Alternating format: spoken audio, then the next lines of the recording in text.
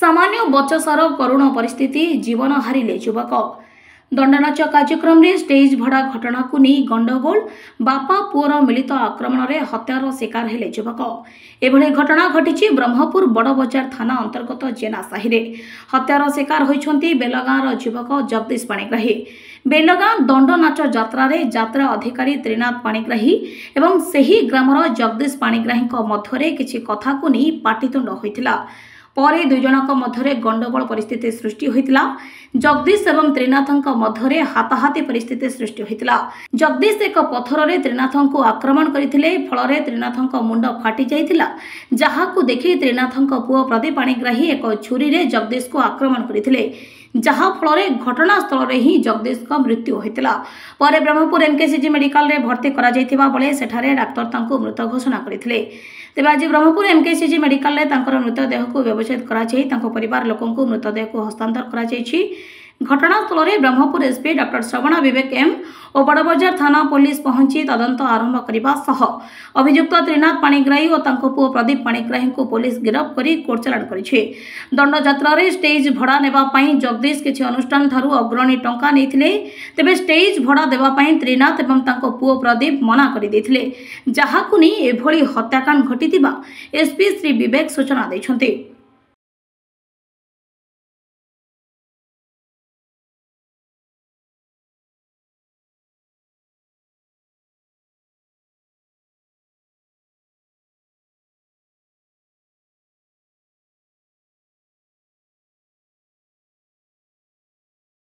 भाई जने फोन गले कि झगड़ा होती त्रिनाथ पाणिग्राही आउ पुओ दी जन सहित मोर सान भाई जगदीश पाणिग्राही झगड़ा होती फोन कर कहले।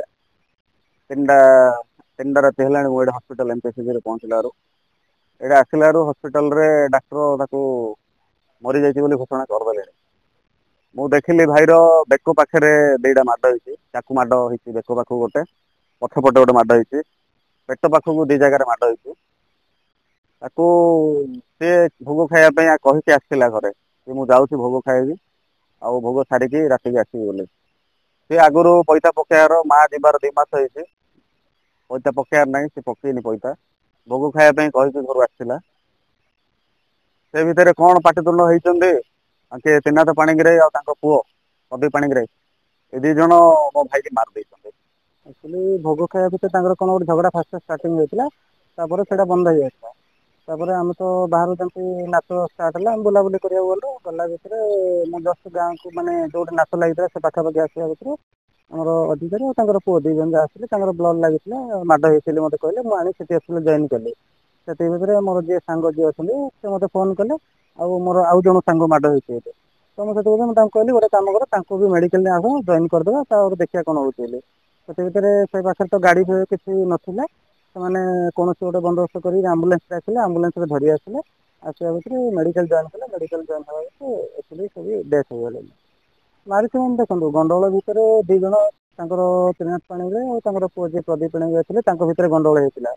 तो से भी मुझे मेडिकल आनी से भी निजे कहले कि आम भितर गंडगोल होती आमको बाड़ेला मुझे बाड़े से भितर कौन होती मुझे जानी आ तो आसिया भितर जी डेथ होती तो भितर गंडगोल भितर से डेथ होती। हमरो बड़बजार ब्रह्मपुर जिला बड़बजार पुलिस स्टेशन रे गोटे मर्डर रिपोर्ट होती जहाँ जना पड़ी जेना साहि रे गोटे यात्रा हबार तिला दंडनाच यात्रा से स्टेज और अरेंजमेंट सबू किछि लोक बेलगाँ गाँव रु से करुले।